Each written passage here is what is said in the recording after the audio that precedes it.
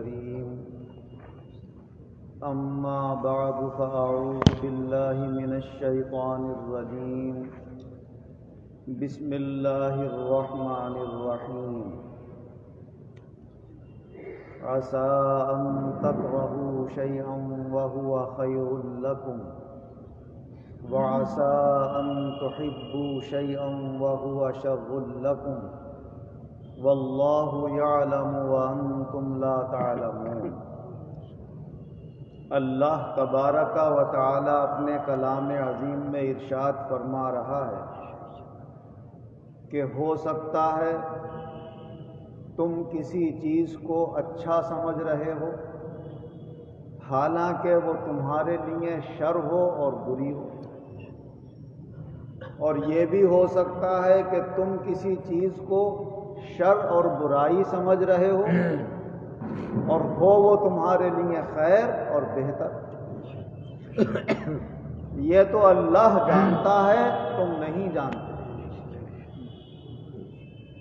اللہ تبارک و تعالی اپنے عام بندوں کے سامنے کبھی کبھی ایسی چیزیں ظاہر فرماتا ہے کہ وہ بندے دیکھ کر یہ سمجھتے ہیں کہ اس میں ہماری ذلت ہے، ہماری رسوائی ہے، ہمارا نقصان ہے، ہماری پریشانیاں ہیں، لیکن جو اللہ کے خاص اور مقبول بندے ہوتے ہیں وہ یہ جانتے ہیں کہ اس پریشانی کے پیچھے اور ظاہری جو صورت الجھن کی نظر آ رہی ہے اس کے پیچھے اللہ نے بڑا فائدہ چھپا رکھا، کیونکہ اللہ جو کچھ اپنے بندوں کے ساتھ معاملہ فرماتا ہے اس میں خیر ہی خیر ہوتی ہے۔ بِيَدِهِ الْخَيْرُ وَهُوَ عَلَى كُلِّ شَيْءٍ قَدِيرٌ، اس کے قبضے میں خیر ہی خیر ہے اور وہ ہر چیز پر قدرت رکھنے والا ہے، اس کی قدرت سے کوئی چیز باہر نہیں، وہ ہر چیز کا مالک اور قابض ہے۔ اور باقی دنیا میں جو بھی آپ کو قابض اور مالک اور حاکم نظر آ رہے ہیں ان کا حال بالکل ایسا ہے جیسے شطرنج کے مہرے ہوتے کہ ادھر سے اٹھایا ادھر رکھ دیا، ادھر سے اٹھایا ادھر رکھ دیا، مگر حقیقت میں رکھنے والا اور مالک اور قابض اور قادر اللہ تعالی ہے۔ وہ جس کو جہاں چاہتا ہے بٹھالتا ہے، جہاں چاہتا ہے رکھ دیتا ہے۔ یہ وہی جانتا ہے کہ اس کے حکم کے اندر اور اس کے فیصلوں کے اندر کیا راز چھپے ہوئے۔ جب حضور نبی اکرم صلی اللہ علیہ وسلم اور آپ کے ساتھ ایمان لانے والے مسلمان ظاہری اعتبار سے کمزور حالت میں تھے اور مدینہ منورہ سے مکہ مکرمہ کی طرف عمرہ کرنے کے لیے پہنچے تھے، اس وقت مکے میں مشرکین کا قبضہ تھا۔ جب آپ مکے کے قریب پہنچے اور وہاں کے لوگوں کو یہ معلوم ہوا کہ آپ عمرہ کرنے کے لیے آ رہے ہیں تو انہوں نے آ کر روک دیا کہ آپ آگے نہیں بڑھ سکتے، ہم اجازت نہیں دیں گے اس بات کی کہ آپ عمرہ کریں۔ حضور نبی اکرم صلی اللہ علیہ وسلم نے فرمایا میں لڑنے کے ارادے سے نہیں آیا ہوں، اللہ کے گھر کا طواف کرنے کے لیے آیا ہوں۔ ان لوگوں نے یہ موقع غنیمت جانا کہ تھوڑے سے لوگ ہیں، ہمارے پاس پوری طاقت ہے، اگر کوئی بہانہ ملے تو ان سے لڑائی ہو جائے اور پھر دل بھر کے ان کو ختم کیا جائے اور ہو سکے تو بالکل مٹا دیا جائے۔ لیکن اللہ تبارک و تعالی نے ایسا راستہ بنایا کہ دونوں طرف سے معاہدہ ہو گیا، صلح ہو گئی، صلح نامہ لکھا گیا۔ تو اس کے اندر بھی عجیب و غریب باتیں سامنے آئیں۔ مکے کے مشرکین نے کہا کہ اس وقت آپ کو واپس جانا پڑے گا، اگلے سال آئیں گے آپ عمرہ کرنے کے لیے، اور صرف 3 دن مکے میں رہیں گے، تلواریں نیام میں رہیں گی، باہر نہیں رہیں گی، 3 دن کے بعد آپ کو مکہ خالی کرنا ہوگا، اور ایک شرط ہماری یہ ہے کہ اگر ہمارا کوئی آدمی اس صلح کے درمیان اور معاہدے کے درمیان ایمان لا کر آپ کے پاس چلا جائے گا تو آپ کو واپس کرنا پڑے گا، اور اگر کوئی آپ کا آدمی اپنا ایمان چھوڑ کر ہمارے مذہب میں داخل ہوگا اور آئے گا تو ہم واپس نہیں کریں گے۔ جب یہ شرط آئی تو حضرت عمر رضی اللہ عنہ فرمانے لگے یا رسول اللہ ہم اپنی جانیں دے دیں گے مگر دب کر صلح نہیں کریں گے۔ حضور صلی اللہ علیہ وسلم اس صلح کے لیے اور اس معاہدے کے لیے بھی تیار ہو گئے۔ تو حضرت عمر ابو بکر رضی اللہ عنہ کے پاس گئے اور جا کر کہنے لگے کیا ہم حق پر نہیں ہیں؟ کیا یہ اللہ کے رسول نہیں ہیں؟ ارے کیا ہم اپنی جانیں دین پر نہیں دے سکتے ہیں؟ تو حضرت ابو بکر صدیق رضی اللہ عنہ نے فرمایا عمر خاموش رہو، اللہ کے رسول جو کچھ کرتے ہیں اللہ کے حکم سے کرتے ہیں، اللہ کا یہی حکم معلوم ہوگا۔ یہ دب کر صلح ہو گئی، مسلمان واپس آ گئے۔ ابھی صلح نامہ لکھا ہی جا رہا تھا کہ حضرت ابو جندل زنجیروں میں جکڑے ہوئے کسی صورت سے بھاگ کر آ گئے مسلمانوں کے پاس۔ تو معاہدہ لکھوانے والے جو غیر مسلم مشرکین بیٹھے ہوئے تھے انہوں نے کہا سب سے پہلے تو انہیں کو واپس کرنا ہوگا۔ وہ کہنے لگے صاحب یہ مجھے مارتے ہیں، ستاتے ہیں اور دیکھو زنجیروں میں جکڑا ہوا ہوں، مجھے مت واپس کریے۔ حضور نے فرمایا ہم معاہدہ کر چکے ہیں، اب تو تمہیں واپس ہی جانا پڑے گا۔ وہ واپس چلے گئے، لیکن جب موقع ملا زنجیریں وغیرہ ان کے گھر والوں نے کھولی تو وہ وہاں سے آ گئے۔ جب مسلمان مدینے واپس آ گئے تھے لوٹ کر، انہوں نے پھر 2 آدمی بھیجے واپس لینے کے لیے۔ جب واپس لینے کے لیے بھیجے، حضور صلی اللہ علیہ وسلم کے پاس آئے، حضور صلی اللہ علیہ وسلم سے وہ آ کر کہنے لگے کہ وہ شخص بھاگ کر آ گیا ہے، اسے ہمارے قبضے میں دیجیے۔ حضور صلی اللہ علیہ وسلم سے انہوں نے کہا کہ یا رسول اللہ اب تو میں مدینے آ گیا ہوں، آپ مجھے واپس مت کیجیے، مگر حضور نے انہیں واپس کر دیا۔ وہ لے کر چلے، راستے میں بیٹھے ہوئے کچھ باتیں کر رہے تھے، اس مسلمان نے ذرا موقع غنیمت جانا، کہا بھائی تمہاری تلوار بڑی شاندار دکھ رہی ہے، دیکھو ذرا۔ وہ دہری جوش میں آ گئے، انہوں نے جو مارا ایک کی گردن اڑا دی اس کی۔ دوسرا بھاگتا ہوا پھر حضور اکرم کے پاس آیا، یا رسول اللہ انہوں نے تو ایسا کر دیا ہمارے ساتھی کے ساتھ، اور میرے پیچھے بھی آ رہا ہے تلوار لے کر، میری جان کو بھی خطرہ ہے، بچائیے۔ حضور صلی اللہ علیہ وسلم نے فرمایا ارے بھائی کیا تو جنگ بھڑکائے گا، یہ کیا کر رہا ہے؟ تو وہ سمجھ گیا کہ حضور اب پھر واپس کر دیں۔ کہنے لگے یا رسول اللہ اب میں نہ ان کی طرف ہوں نہ آپ کے قبضے میں ہوں، اب میرا جہاں دل چاہے گا زندگی گزاروں۔ ایک سمندر کے کنارے پر جا کر وہ رہنے لگے اور اپنی عبادت کرنے لگے۔ اب مکے میں رہنے والے جس شخص کو یہ پتہ چلتا مسلمان ہو کر کہ وہ وہاں پر چھپے ہوئے ہیں تو وہ وہاں پر پہنچ جاتے، اور ایک ان کا بہت بڑا وہاں پر گروہ تیار ہو گیا۔ اب مکے کے لوگ جو بھی جاتے وہاں پر سفر میں کاروبار وغیرہ کرنے کے لیے، جب انہیں موقع لگتا یہ حملہ کر دیتے، انہیں لوٹ لیتے۔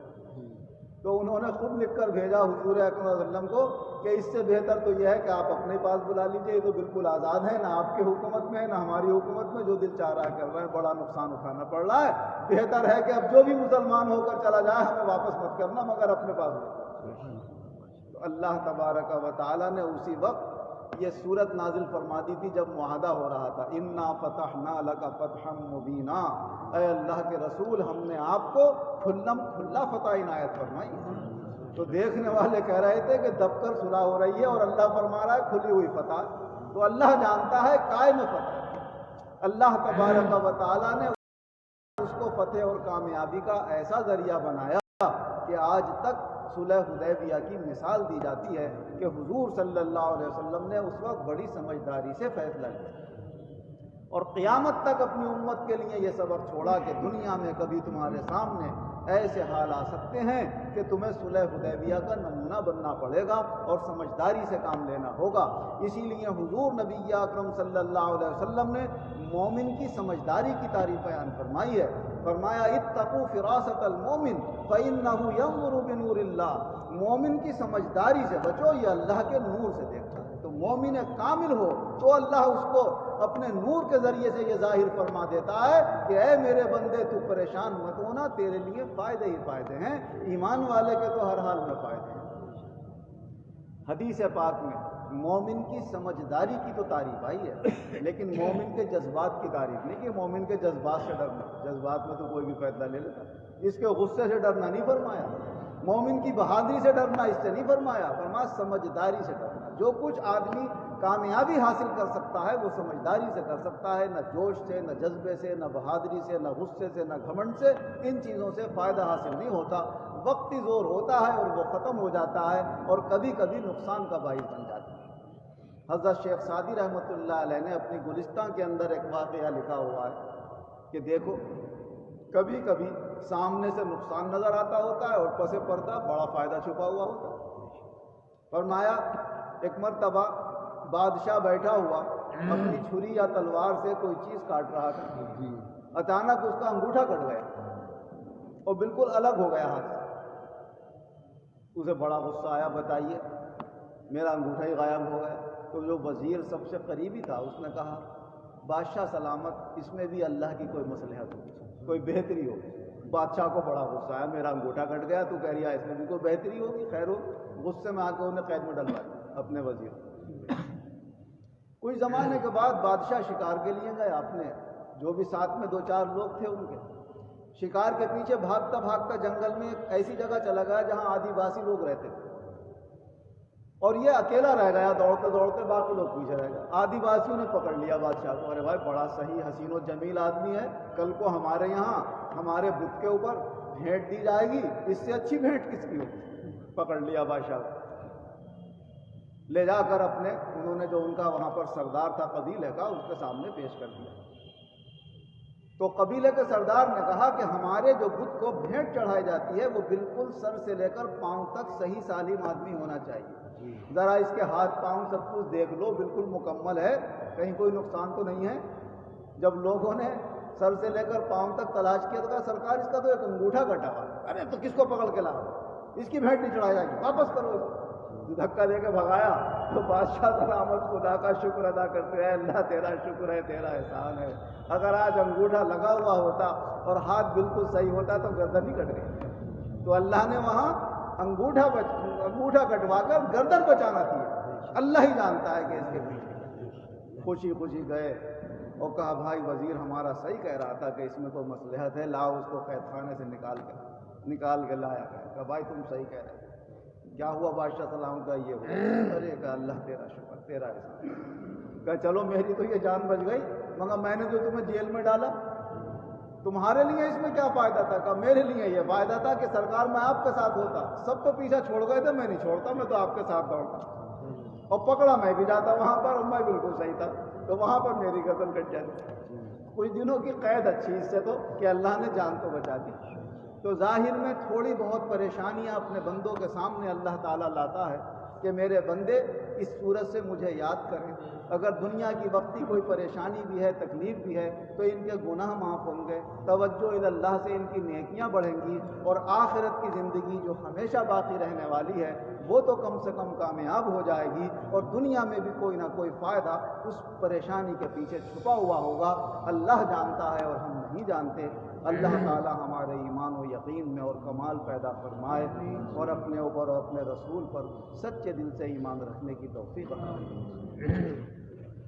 الحمدللہ رب العالمین والعاقبۃ للمتقین والصلاة والسلام علی خیر خلقہ محمد وآلہ واصحابہ اجمعین۔ اے اللہ ہمارے گناہوں کو معاف فرما، آئندہ گناہوں سے بچنے کی توفیق عطا فرما، سب کی الجھنیں پریشانیاں دور فرما، جو بیمار ہیں انہیں شفا عطا فرما، جو قرض دار ہیں انہیں قرضوں سے نجات عطا فرما، جو بے روزگار ہیں انہیں اچھے روزگار عطا فرما، جو برسر روزگار ہیں ان کے کاروبار میں، ملازمتوں میں، آمدنی کے ذرائع میں خیر و برکت اور ترقیاں عطا فرما۔